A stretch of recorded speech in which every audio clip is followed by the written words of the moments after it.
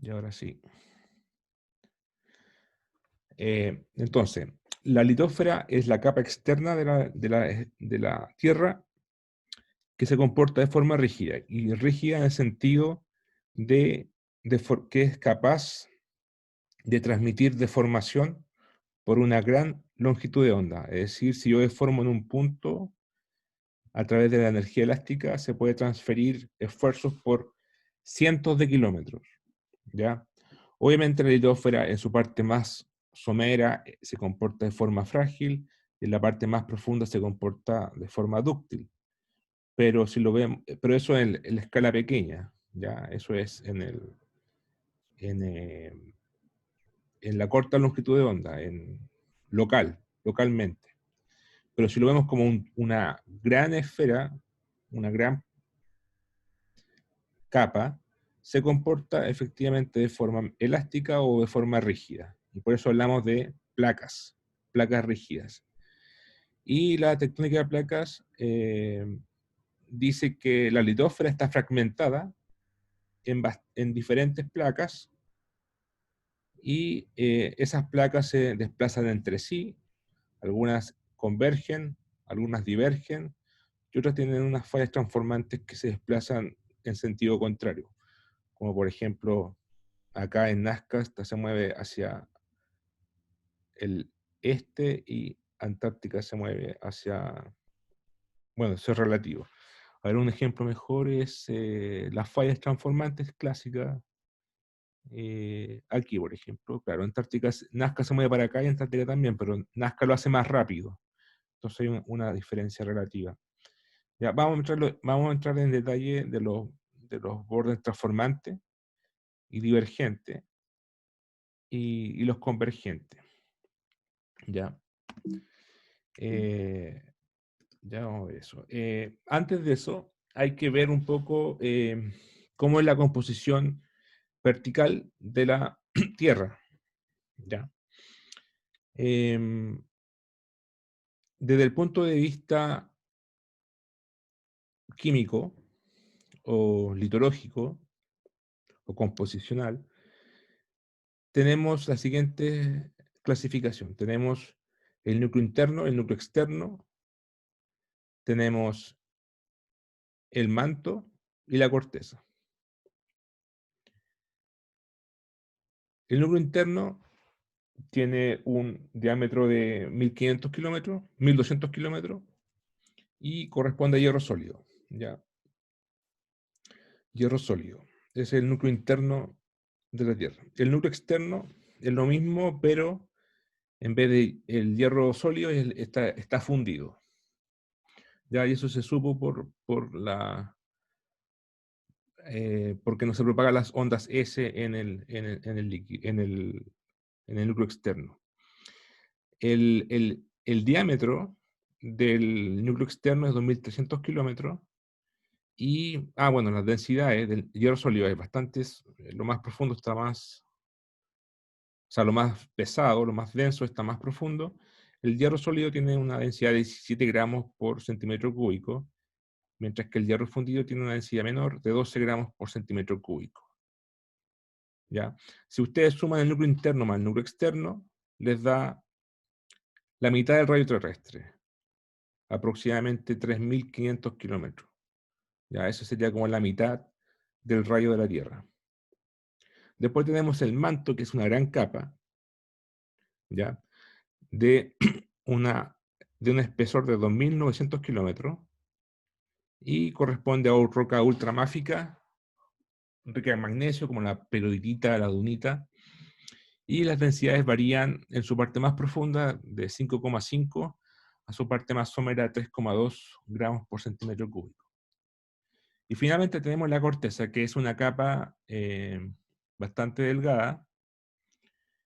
En el océano apenas tiene un espesor de 6 kilómetros. En los continentes puede llegar ahí dice 100, o sea, ahí dice 90, pero en realidad raramente supera los 50 kilómetros de espesor. ¿Ya? Entonces es como una cicatriz en el fondo. Si lo vemos con la otra escala, desde las otras capas, es como la corteza, es como una costra, efectivamente. Y en el océano es rica en gauro, en roca máfica, y en el continente es rica en silicatos y en granito, ¿cierto? Rica en el mineral cuarzo. Las densidades en la corteza continental es la más liviana, 2,4 a 2,9 gramos por centímetro cúbico, y en el océano la densidad es un poco más alta, lo que la hace más pesada y por eso está más profunda, 2,7 a 3,1 gramos por centímetro cúbico.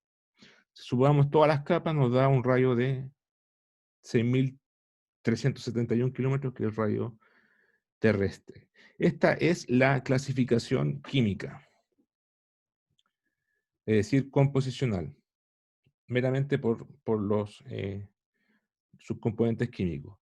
Si lo vemos desde un punto de vista mecánico, es decir, a cómo se comportan las capas de acuerdo a su deformación, o sea, cuando uno aplica esfuerzo, cómo se deforman, eso es lo que se conoce como reología, que es la ciencia que estudia la deformación de los materiales. Podemos clasificarla de otra forma. Sería bueno, el núcleo sigue siendo lo mismo, y tendríamos la mesósfera, que es la parte del manto que está bajo la astenósfera, ¿ya? Y lo más relevante aquí sería la astenósfera y la litósfera. La astenósfera es la capa que está bajo la litósfera, al manto superior, y se comporta como un fluido en tiempo geológico. Es decir, puede producir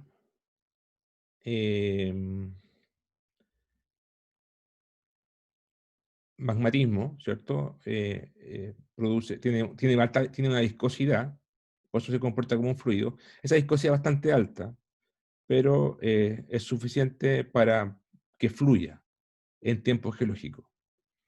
Entonces, la palabra astenos del griego significa débil, ¿ya? Por eso se habla de la capa de la esfera débil, astenósfera. Y la litósfera, ya lo dijimos un poco, corresponde a la parte más externa, la capa mecánica, que está compuesta por la corteza y el manto superior, y corresponde eh, a la lito significa piedra, ¿cierto? O sea, la esfera de piedra, que se comporta de forma rígida y es capaz de transmitir esfuerzos por cientos de kilómetros, y se comporta de forma coherente. No fluye, sino que se deforma como un sólido.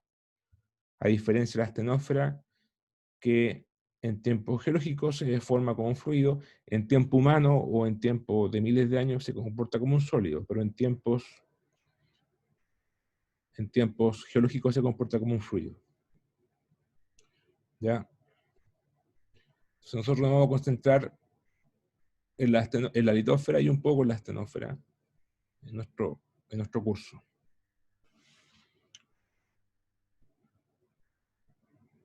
Ahí están las capas.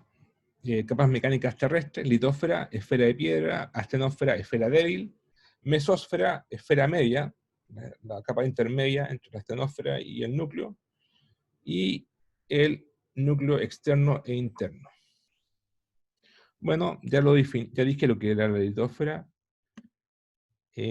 Podemos hacer algo más específico con la litósfera. Antes de seguir, ¿alguna consulta hasta ahora?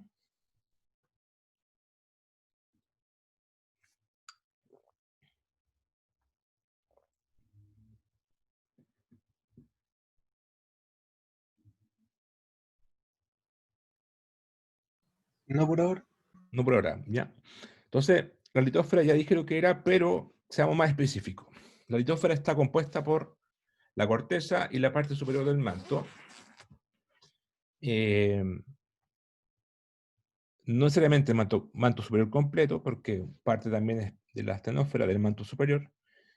Se comporta como un sólido con bastante rigidez y es capaz de transmitir esfuerzos a lo largo de grandes longitudes de onda, más de 1000 kilómetros.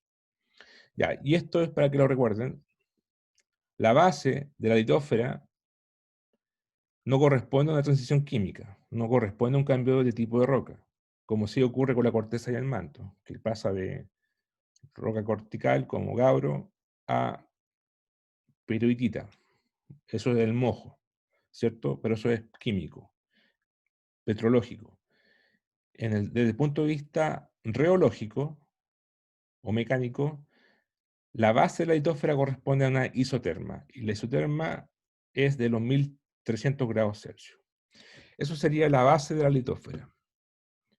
Y esa temperatura, ¿de dónde viene? Bueno, viene porque bajo los 1300 las rocas se comportan de forma dúctil sin ninguna resistencia. Y sobre los 1300 sí, sí pueden comportarse de forma dúctil, pero dependiendo los esfuerzos. Es decir, lo que quiero decir es que bajo los 1300 para cualquier tipo de esfuerzo la roca se comporta dúctil.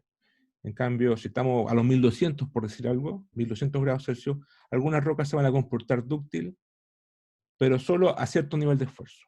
En cambio, si estamos bajo los 1300, cualquier esfuerzo, la roca se comporta dúctil. Y por eso hablamos de que esa es la base ya de la litósfera. De ahí por arriba, como gran promedio, ¿ya?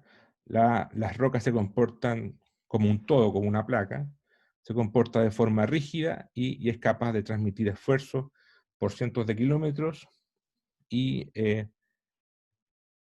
por eso yo puedo transmitir esfuerzo de un punto a otro. Por eso también se pueden producir los terremotos. O sea, se producen los terremotos en un punto, en el hipocentro, y se transmiten a través de las ondas elásticas que pueden viajar en un sólido de forma coherente. ¿Ya? Entonces, esa es la base de la litósfera, 1300 grados Celsius. Ahora, ¿significa esto que la litósfera no tiene deformación dúctil o frágil? No, porque la parte de arriba, efectivamente, hay deformación frágil, ¿cierto? Nosotros sabemos que hay fallas, hay pliegues, hay fallas, hay fallas normales, fallas inversas, y sabemos que en la parte más profunda hay comportamiento dúctil. Pero, ¿dónde está el detalle? El detalle es que eso es en una longitud de onda corta. O sea, si yo hago un pozo, me paro en un punto, hago un pozo, obviamente la parte de arriba va a ser frágil y la parte de abajo va a ser dúctil y en el medio va a ser rígido. Pero si lo vemos como una longitud de onda grande, o sea, como un todo, como una placa grande de cientos de kilómetros, su comportamiento predominante y promedio va a ser rígido. Por eso hablamos de litósfera y de placa tectónica. ¿Ya? Entonces, ¿cómo es la litósfera continental comparado con la oceánica? Bueno, ahí tenemos una representación de los tres tipos de márgenes convergentes. Tenemos una convergencia de una placa oceánica que subducta bajo una litósfera oceánica, que son los famosos arcos de islas, que están en el Pacífico Occidental.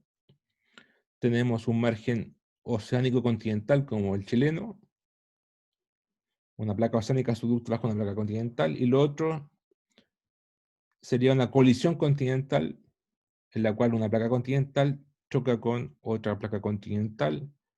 Ahí no hay océano porque está todo tan levantado por la colisión, y como son las dos tan flotantes, que se forman los tremendos orógenos como el Himalayas, ¿ya?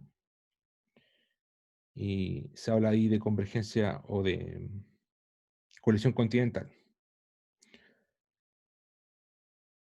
¿Cómo es la diferencia entonces entre, o sea, qué diferencia una litósfera continental de una litósfera oceánica? ¿Alguna idea? ¿Alguna característica que se le ocurra? Se me ocurre la composición, ¿Ya? ¿Cómo se diferencian? la El ¿Densidad? grosor. continental, la ¿Perdón? continental, ¿Sí? ¿se escucha? ¿Sí? ¿Sí? La continental tiene una composición más férsica y la oceánica una composición más máfica, y por ende también tiene una diferencia de densidad. Claro, claro. Entonces, por eso la continental es más liviana, es menos densa y de, de hecho aquí podemos ver, claro, es más félsica, tiene más cuarzo, por lo tanto es más liviana y por lo tanto más flotante, ¿cierto? En cambio la litosfera oceánica es más máfica y es más pesada, más densa, y por eso está bajo el agua.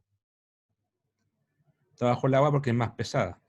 Y la continente aflora, pero no solamente aflora porque sea más liviana, también porque es más gruesa. Si tengo una corteza más gruesa y más liviana, su promedio de densidad de la litosfera completa, recordad que la litosfera completa es la corteza más el manto litosférico. Este dibujo no es el mejor, o no gringo. Esto también que está acá, esto sería el manto litosférico. ¿Ya? Le faltó manto litosférico. Esto más esto es la litosfera. Y como esto, la corteza continental es mucho más gruesa que la corteza oceánica, hace que su flotabilidad sea mayor y por eso está levantada relativamente a la corteza oceánica. Entonces, litosfera continental, aquí estamos resumiendo, está compuesta por corteza continental granítica, rica en sílice, con una densidad promedio, esto es un poco conservador, de 2.700 kilos por metros cúbicos. En realidad puede ser un poco más liviano que eso, la cual es menos densa y más gruesa que la corteza oceánica, que es basalto, gabbro, máfica, rica en magnesio, con densidades típicas de 2.850 kilos por metro cúbico. Lo otro es que la litosfera continental tiene un espesor cortical muy variable. De hecho, en la fosa el espesor cortical es cero. Y en el arco es el máximo.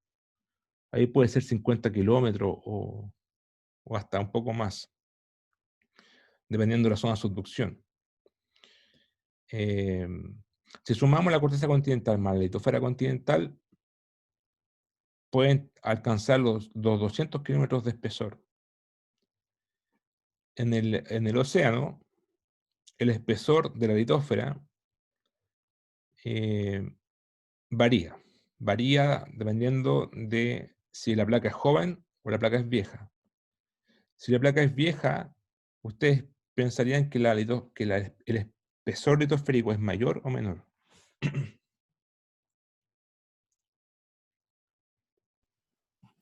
Si es vieja, como que ha tenido tiempo para compactarse, entonces debería ser más delgada. ¿O no? Sí. Y además de compactarse, creo que se enfría, ¿no? Entonces también se hace más densa y pierde volumen. Se hace más densa. A ver, recordar, lo que define el espesor litosférico es la isoterma de los 1300 grados Celsius, ¿cierto? Como lo dijimos un poquito antes. Acá está. Ah, ahí está. Los 1300 grados Celsius define la base. Entonces, si la placa es más vieja, claro, se enfría. Y si se enfría, los 1300 grados Celsius se van a alcanzar más arriba o más abajo. Más abajo. Más abajo. Por lo tanto, mientras más vieja la placa, más gruesa, más, más espesa. Entonces, si hablamos de placas de 50 millones de años, por ejemplo, tenemos un espesor típico de 90 kilómetros. Si hablamos de una placa de 100 millones de años, tenemos una placa de 110 kilómetros. Ya, es una raíz cuadrada, en el fondo, el espesor cortical, cómo crece. Si hablamos de una placa que tiene 5 millones de años, va a ser bien delgada. La litosfera va a tener 15 kilómetros, una cosa así. ¿Ya? Entonces, ahí se saca una conclusión también. Entonces, mientras más vieja la placa, a ser más rígida porque va a estar más fría. Mientras más joven, va a ser más delgada y es más dúctil también porque está más caliente. ¿Ya?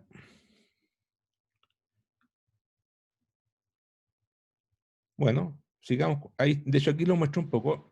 Tenemos la litósfera oceánica, que nace en el centro de expansión. Aquí tenemos una pluma. Y aquí empieza a nacer, aquí está bastante caliente esto, por eso se levanta aquí, y después se empieza a hundir porque se empieza a envejecer la placa, se empieza a engrosar. Ahí se ve el engrosamiento.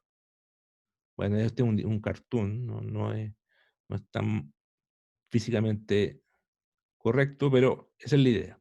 La idea es que aquí está bien, aquí teóricamente el espesor es cero, en realidad no es cero, corresponde al espesor cortical, y después se empieza a engrosar la litósfera porque la isoterma se empieza a profundizar.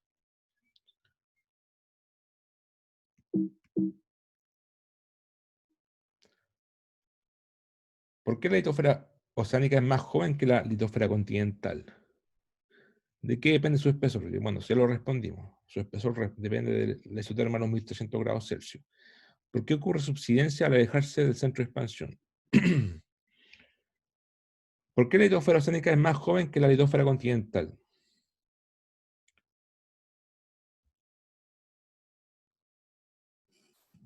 Porque la litosfera oceánica se está creando y destruyendo constantemente en los márgenes divergentes y convergentes.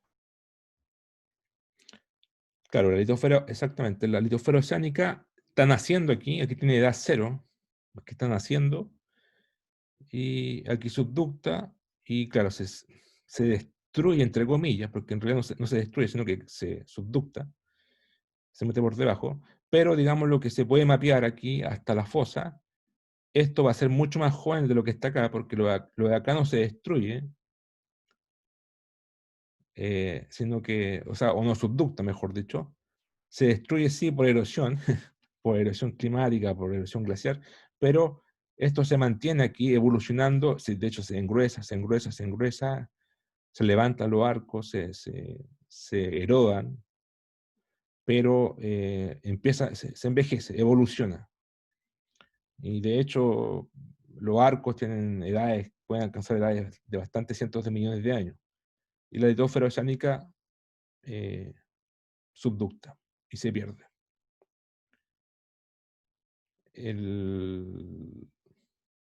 Claro, el espesor cortical, perdón, el espesor litosférico corresponde a los 1300 grados Celsius. Así que placa más joven es más delgada, placa más vieja es más gruesa. ¿Y por qué ocurre subsidencia al alejarse del centro de expansión? Bueno, ya lo respondimos también porque se enfría. La litosfera se enfría y si se enfría, ocurre un proceso de compactación y, claro,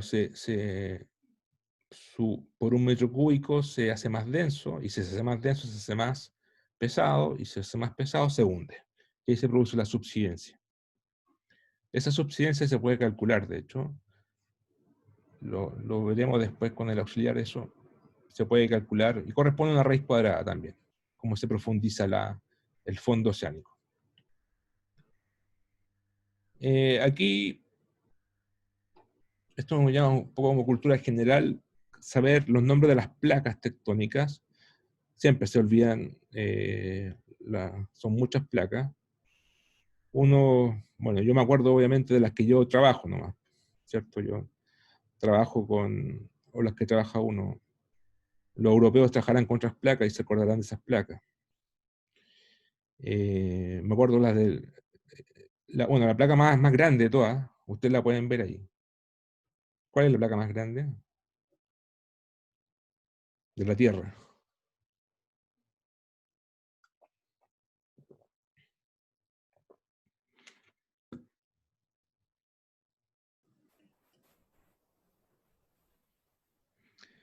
Claro, esto es un mapamundi, así que confunde la escala. Pero la capa más grande, hay que ver que los polos se hacen más chicos. Es engañador la representación. Pero la placa más grande es la placa Pacífico. Es la tremenda placa, una placa oceánica. Placa Pacífico. La placa Eurasia igual es grande, pero no es tan grande como la placa Pacífico. Se ve grande acá, pero es por el mapa. También se ve grande la placa norteamericana, pero tampoco es tan grande. La placa antártica es grande. Bueno, nosotros vamos a trabajar vamos a estudiar la placa Nazca, la placa Pacífico un poco, pero más que nada porque son como en este borde son como placas gemelas entre la placa Pacífico y la placa Nazca, porque van haciendo para acá y para allá. Y la placa antártica y la placa sudamericana. Y quizá la placa Scotia también, que la llaman microplaca, que está, digamos, al norte de Antártica, o sea, de la península antártica. Em,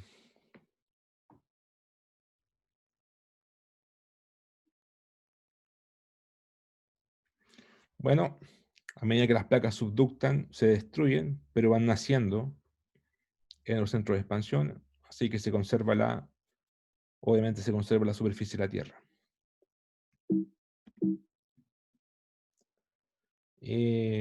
La tectónica de placas, bueno, esta es la definición.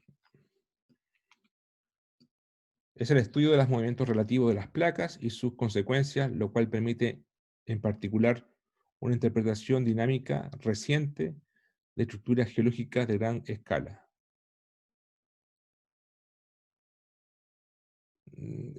Reciente, bueno, desde los últimos 3.500 millones de años, y que es cuando la evolución de la Tierra ha sido enormemente afectada por los procesos de amalgamación y rompimiento o fragmentación.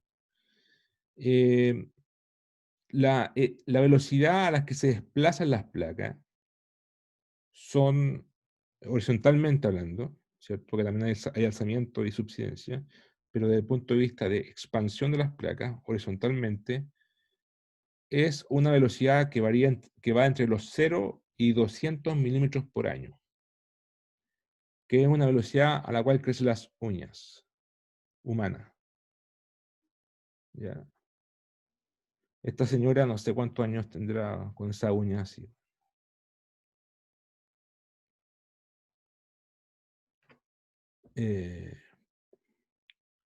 Y en la parte vertical, la velocidad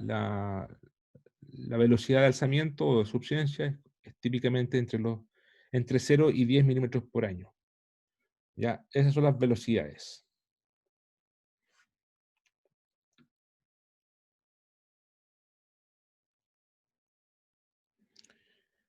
Los movimientos relativos entre las placas se pueden clasificar en 3 extremos: 100% divergente, 100% convergente y 100% straight slip o de rumbo.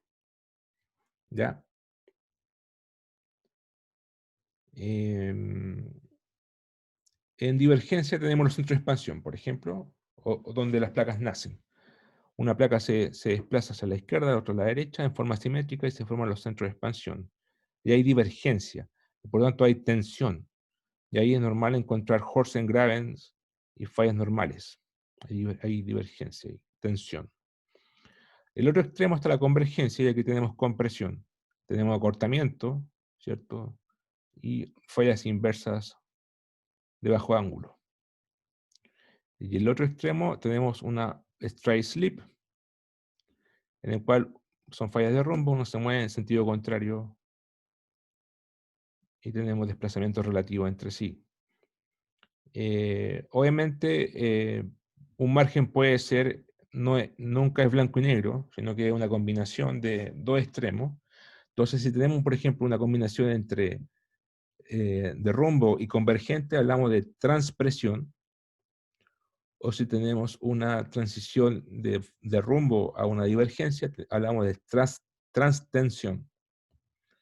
Y de divergente a convergente, hablamos de sin convergencia, sin convergent extension. Creo que lo llaman simplemente inversión también. ¿Ya? inversa anormal. Por ejemplo, el mismo Chile. Chile tenemos un margen convergente, principalmente hay compresión, pero también por la oblicuidad se produce una falla de rumbo, que es la falla de Liquiñovsky, que es una falla de transpresión. Y la tremenda falla de rumbo de Liquiñovsky, que nace en el punto triple, que es el punto donde se encuentran las placas de Nazca, Antártica y Sudamérica, y este borde se desplaza, o sea, nace aquí y termina en la península de Arauco, ya, Biobío. Una tremenda falla y tiene sus ramificaciones bien complicadas. Esta es una falla de rumbo que se mueve norte-sur y atraviesa el arco volcánico y permite el ascenso magmático y todo lo demás. Pero ese es un ejemplo de que es un tipo de transpresión.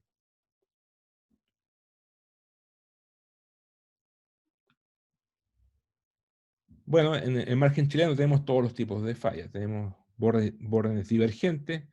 Por ejemplo, aquí está la placa Nazca, que nace hacia allá, la placa Antártica, que se mueve para acá. Y tenemos bordes de fallas transformantes. Por ejemplo, este borde va para allá, este va para acá. Entonces aquí tenemos una falla de rumbo. Los fallas de rumbo son activos, tienen terremotos de rumbo, strike slip. Y obviamente convergente en la fosa. En la fosa tenemos convergencia y subducción. Esto es una pregunta interesante, porque ¿cómo es la convergencia entre la placa antártica y sudamericana?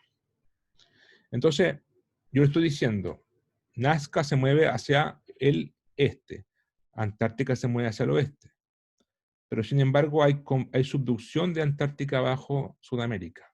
¿Cómo es posible eso?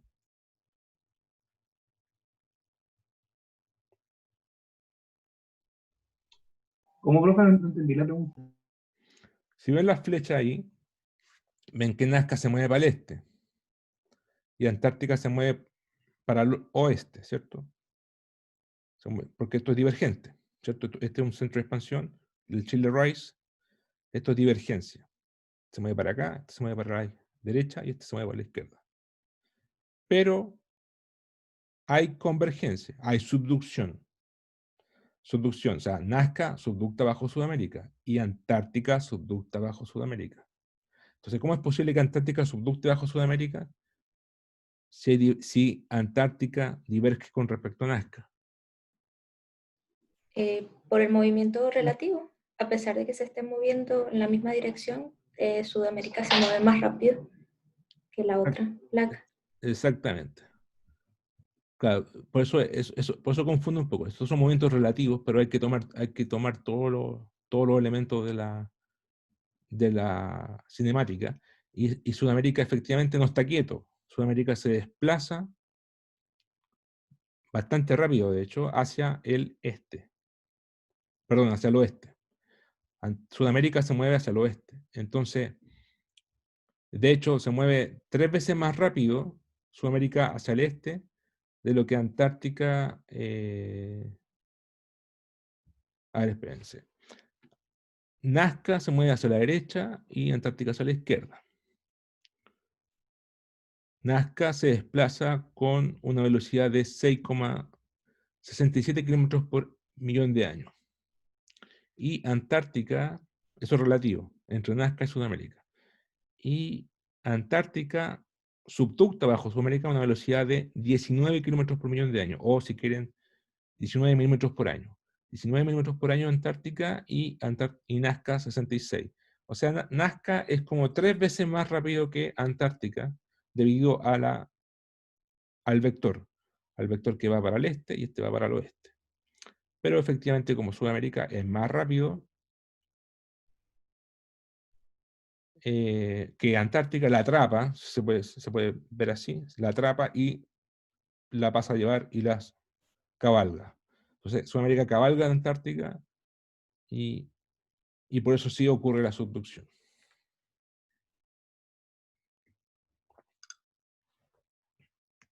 una pregunta. ¿Sí? Entonces, de alguna forma, estos, comillas, eh,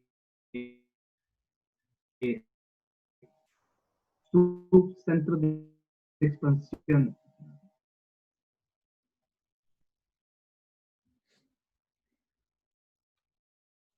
comparándolos con el centro de expansión del canal del Pacífico, estas como centros de expansión que estamos viendo acá en la imagen están de alguna forma destinados a destruirse por la subducción. Ah. Este centro de expansión en particular, efectivamente, subducta. Este es el centro de expansión del Chile Rise. De hecho, empezó a subductar desde hace 14 millones de años. La primera colisión ocurrió, eso lo vamos a ver en el curso también cuando veamos cómo chocan las dorsales oceánicas con el continente. La primera colisión ocurrió hace 14 millones de años en Tierra del Fuego. A ver si encuentro una. Ocurrió.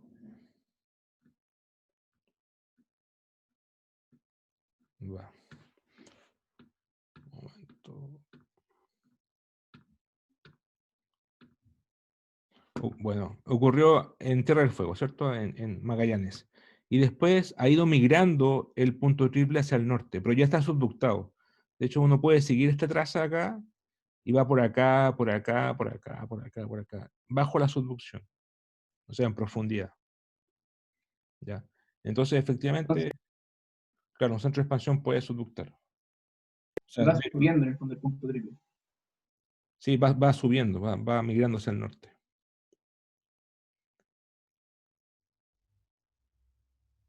Vale, gracias.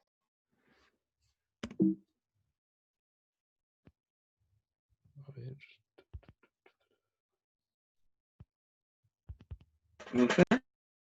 Sí. ¿Puede mostrar una imagen de las placas de Nazca y Antártica para saber como hasta dónde va a llegar este centro de expansión, o sea, el punto triple subiendo hacia el norte? Ya, a ver si. Pues no sé por qué se quedó pegado el. Me quedo ahí, sí. Entonces.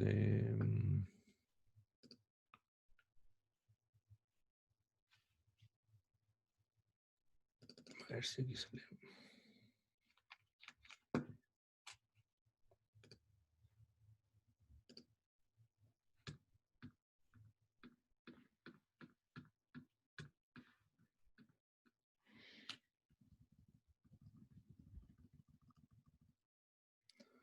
A ver, bueno, está un poquito grande.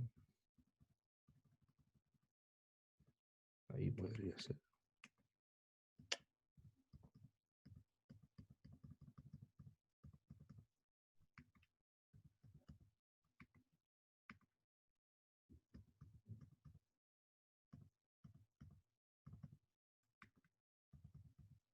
Ya, acá no conecto, no.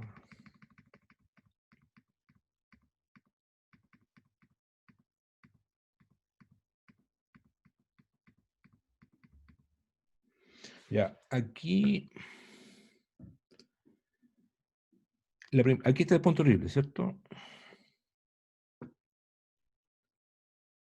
Actual.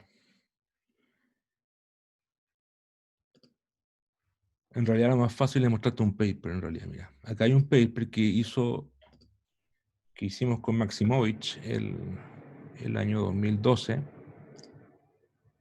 Voy a buscarlo.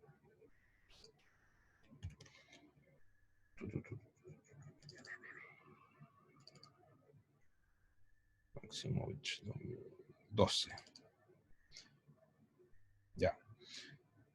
Este paper alguien lo va a presentar, de hecho, a propósito. Alguien lo va a presentar cuando comiencen las presentaciones. Y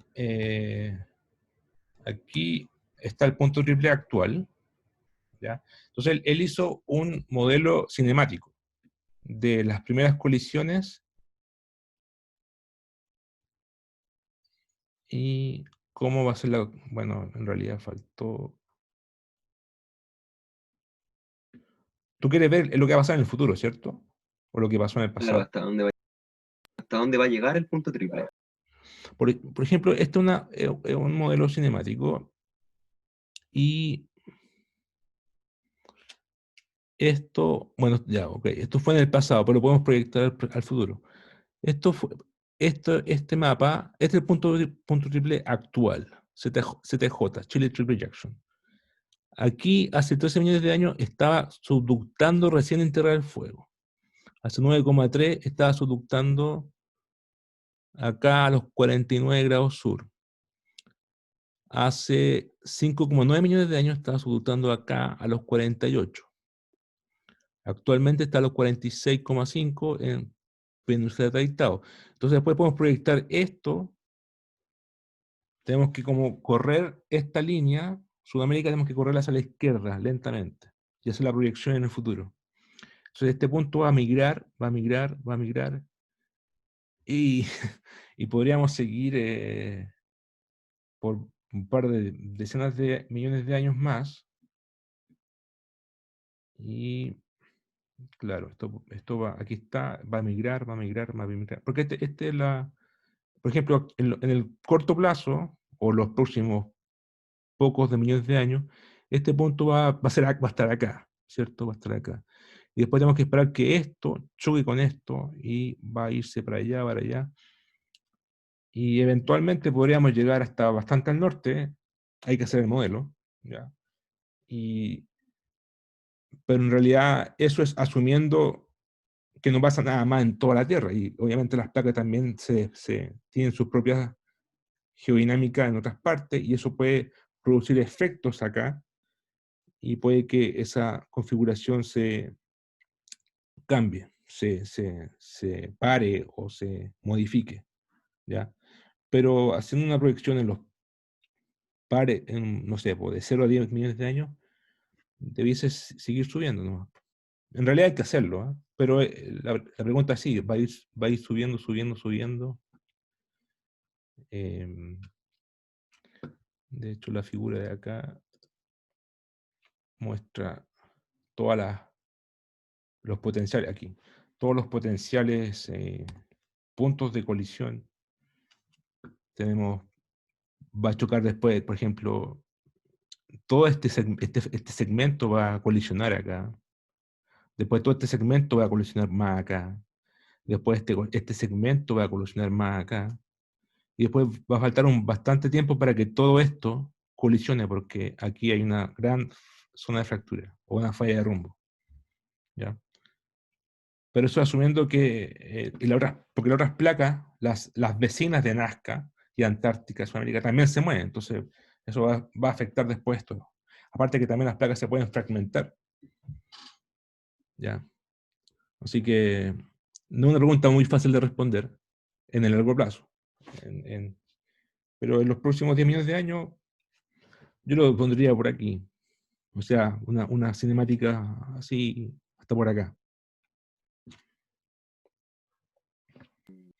Y otra pregunta, actualmente, porque se ve que como dependiendo si es horizontal o vertical, la falla es de rumbo o divergente.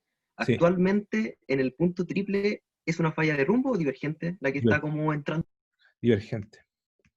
Se puede ver. Ah, Se puede ver. Bueno, aquí te lo muestro el tiro, se ve muy claro.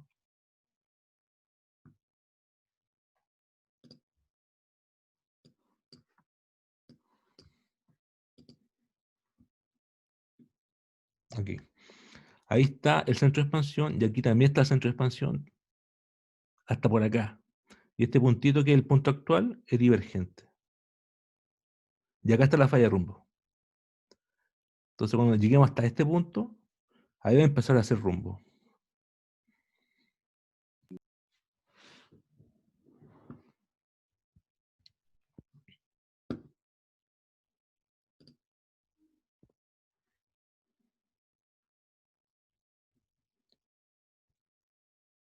Ya. ¿Alguna otra pregunta? yo no, al menos, gracias. Ya, entonces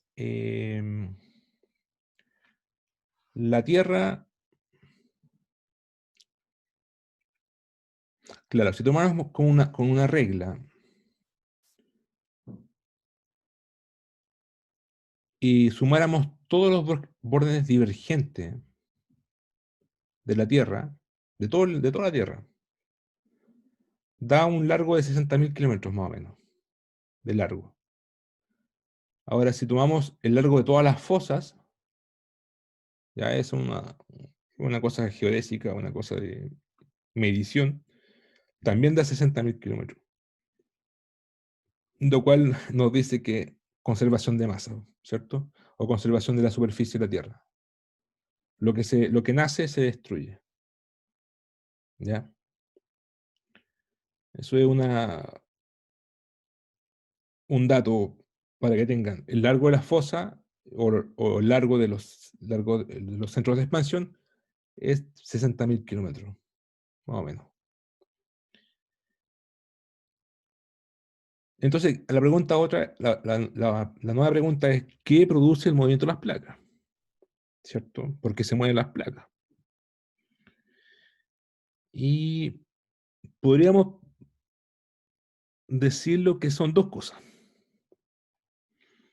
Son dos, o sea, en palabras simples, es decir, si ustedes estuvieran hablando con su abuelita, pueden decirle que las placas se mueven por gravedad o si quieren, por la calor, o por el calor y el peso.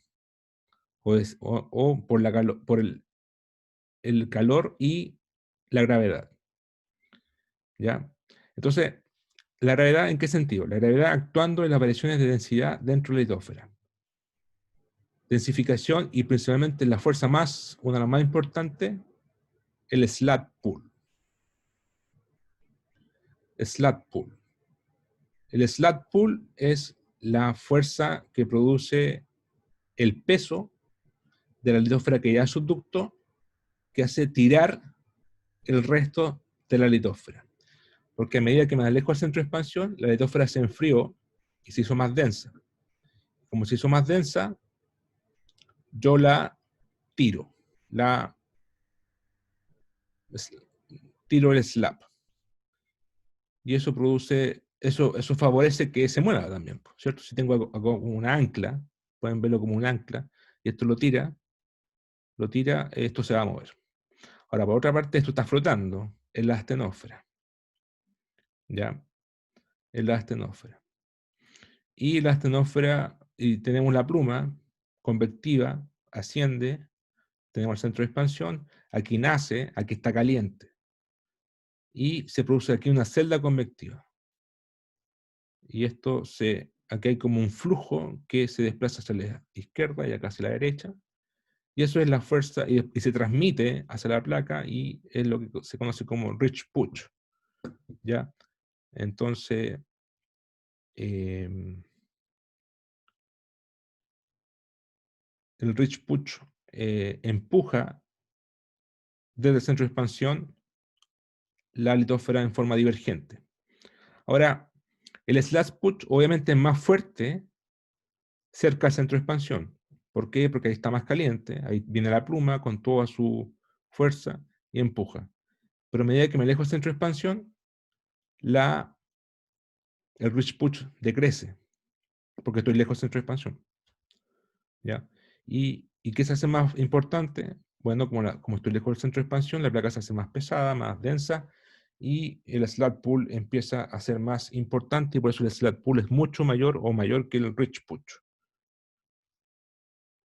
En algunos casos el slat pull puede ser tan grande que el ángulo de subducción aumenta, y en vez de subductar con este ángulo, subducta con este otro ángulo.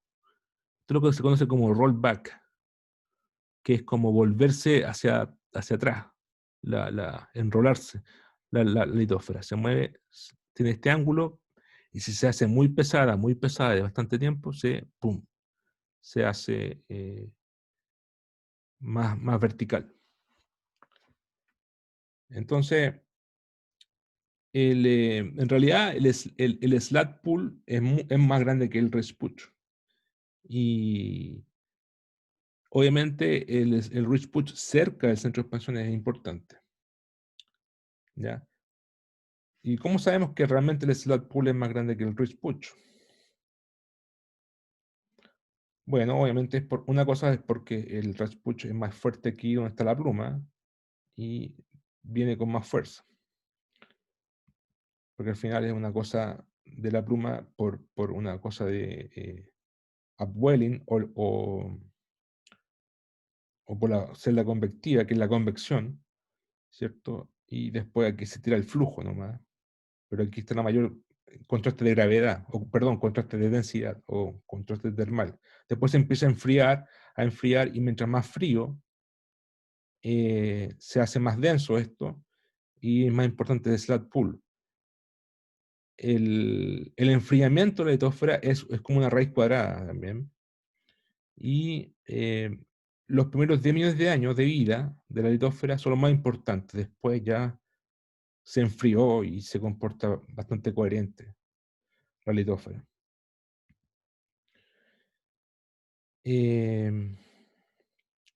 ¿Cuál es el motor que produce el movimiento de las placas tectónicas?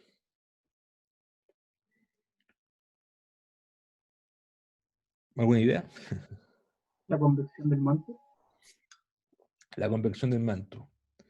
Sí, y la convección del manto se ocurre ¿gracias a qué? Bueno, por la misma razón por que ocurre la... ¿Calor? ¿Sí? ¿Sí? ¿Por el calor? Exactamente, sí, por la calor. Efectivamente, por la misma razón que ocurre en todas las convecciones cuando ustedes cocinan. Si ustedes no calientan la olla, no va a haber convección. Y efectivamente, es porque hay una especie de transferencia y pérdida de calor. Se calienta. Generalmente las plumas nacen en la interfase núcleo externo y manto, o sea, aquí. Y esa interfase corresponde, ¿por qué ocurren ahí? Generalmente porque aquí este es un núcleo externo, que es hierro líquido. Aquí hay como tormentas electromagnéticas nucleares, hay mucha radiación, y esa radiación produce calentamiento, y si hay calentamiento, la roca se hace más liviana, menos densa. Si se hace menos densa con respecto a su entorno, sube por flotabilidad, por fuerza de flotabilidad o por gravedad, por flotabilidad positiva, digamos, ¿ya? Y sube y produce, y encima sube la materia, la roca fundida, la roca menos densa. Y eso produce las celdas convectivas y la convección, y nace el ridge push. Y después se empieza a enfriar la litosfera y ahí se hace importante el slat pull. ¿Ya? Se hace a medida que se enfría porque se hace más pesada, y el slat pull empieza a ganar importancia.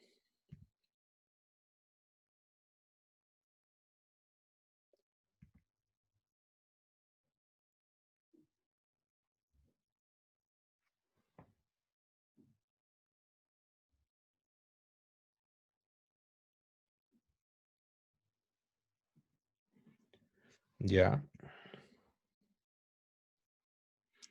Bueno, ya lo respondimos. ¿Cuál es la diferencia entre manto, litósfera y astenósfera?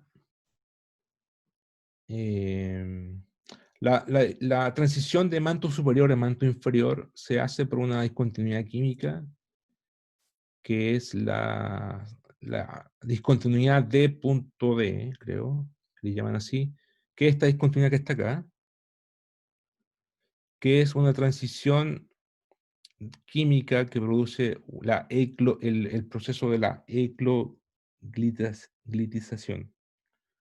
Ya es como un aumento brutal. O sea, cambia hay un cambio, o sea, al alcanzar la profundidad de los 670 kilómetros, se produce un cambio de presión y temperatura, y eso produce un cambio metamórfico extra que hace la roca más pesada, más densa, más compacta también.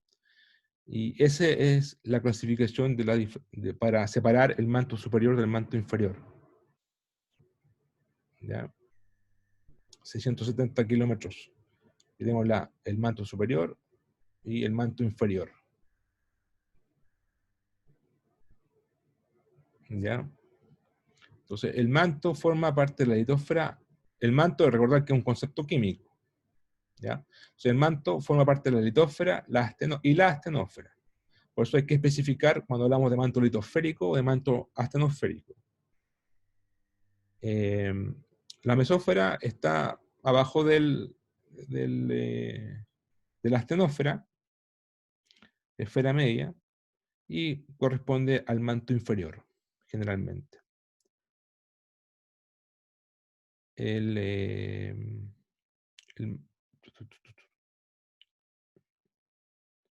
el manto inferior también es conocido como mesósfera.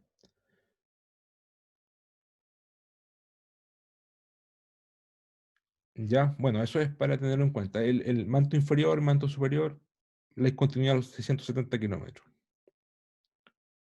que se le conoce como la discontinuidad D.D'. Es una nomenclatura que pusieron los sismólogos, porque hay un cambio no soy sismólogo, creo que hay un cambio de las fases de onda y se produce una conversión de onda P a onda S y por eso la clasificaron con ese nombre y corresponde a una transición de las propiedades de densidad y velocidad y viscosidad del manto, y eso corresponde a la interfase de manto inferior y manto superior. ¿Ya? Desde el punto de vista petrológico, esa discontinuidad, hay un cambio de fase de spinel a baja presión a una más dura, rígida perovskita, que corresponde a una transición de mayor presión a menor, o sea, de menor a mayor presión y temperatura, y dado que el manto inferior es mucho más grueso que el manto superior, el mineral más abundante de la Tierra es justamente la perovskita.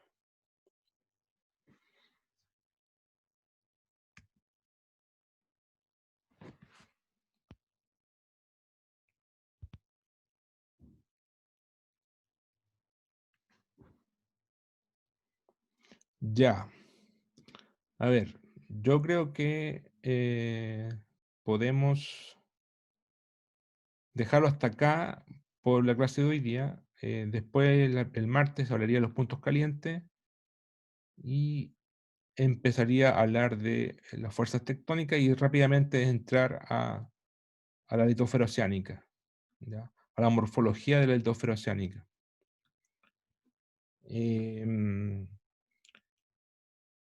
¿Alguna pregunta hasta ahora?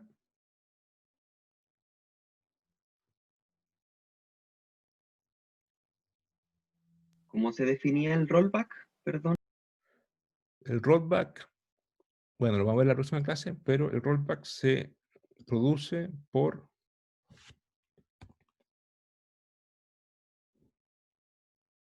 claro, es como enrollar una hoja, ¿cierto? Ustedes enrollan una hoja, eso es rollback, y se produce porque tengo la litosfera subducta, y por alguna razón, por ejemplo, la placa ya subductando mucho tiempo, por lo tanto una placa vieja, de larga data, de harta historia de subducción. Entonces, como está más subductada, es más densa, y su ángulo, en vez de subductar así, va a hacerse más vertical. Entonces ahí como que se enrolló, ¿cierto? Como que se hizo más vertical. Y eso produce una alteración al sistema aquí de la astenósfera y se enrolla, o sea, se hace más vertical. Es porque su slat pull se hizo más grande. ¿Se entiende, no? Sí, eso quiere decir que entonces en algún momento va a ser vertical o va a volver. Bueno, las litosferas más verticales que se conocen tienen 70 grados, 65 grados, que están en las Marianas, de hecho son placas viejas. Las Marianas, Tonga, en el Japón o en Tonga, en el Oceanía. Y en realidad no se sabe bien, pero también a medida que se hace más vertical, es porque está muy vieja, también se rompen las placas, se fragmentan. Entonces, una vez que se fragmenta, se rebota. Esto parece ya geología ficción, pero en realidad es bastante lógico. Cuando son muy pesadas, ¿cierto? Es como tener aquí un tumor gigante acá abajo, se rompe, se fragmenta, porque está muy pesado, ¿cierto? Se fragmenta. Es inestable gravitacionalmente. Entonces se fragmenta y se libera esto y se rebota y vuelve a un equilibrio. El ángulo de subducción corresponde a un equilibrio entre las fuerzas viscosas producidas en la astenósfera y la gravedad de la litósfera. ¿Ya? Entonces es un equilibrio entre la flotabilidad y la gravedad, o el peso. El peso y las fuerzas viscosas. ¿Ya? Ahora, también existe rollback acá en el continente. Y eso hace succión. Bueno, eso lo vamos a hablar aquí, transaction. Eso lo vamos a hablar la próxima clase, que es una fuerza de succión. Las fuerzas de succión se producen por la convección acá, y eso produce, succión significa presión negativa, o succionar, y esto se levanta, lo succiona, lo levanta y cambia el ángulo de subducción, y lo levanta. Entonces, si tú me preguntas, ¿va a ser 90 grados? No. No hay ninguna placa que tenga 90 grados vertical. O sea, lo máximo hay 65 grados, 70 grados, que son las placas más viejas. Al final siempre hay un equilibrio, porque las fuerzas viscosas también hacen su trabajo.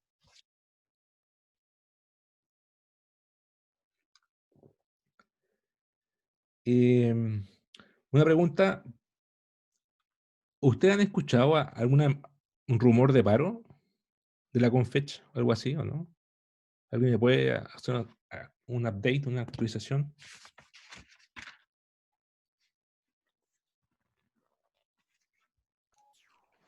La verdad que no. Yo no he escuchado nada al respecto, profe. Ya, yo lo vi en el diario, pero no. Pero bueno. Ya, pues entonces hacemos clase en martes. Yo voy a subir los papers pronto para que los puedan elegir. Y bueno, después vemos las fechas de las presentaciones, pero partamos con subir los papers y avanzar un poco con el curso. Igual me quedo ya harta materia. ¿Ya? Así que eso nomás. Hasta el martes. Nos vemos. Nos vemos. Chau. Profe, una cosita, ¿Sí? que dijo que iba a subir 30 papers. Sí, en realidad tendría que subir 34 si es que... Ah, ya sí, vale. Eso estaba viendo, estaba revisando. Vale, Claro, gracias. 34. Al menos 34, puedo subir más también. Y Vale. algunos no se presentan nomás. Hola, profe. Gracias. ¿Ya? Chao. Profe, Chao, chao. Ah. Chao, profe. Chao.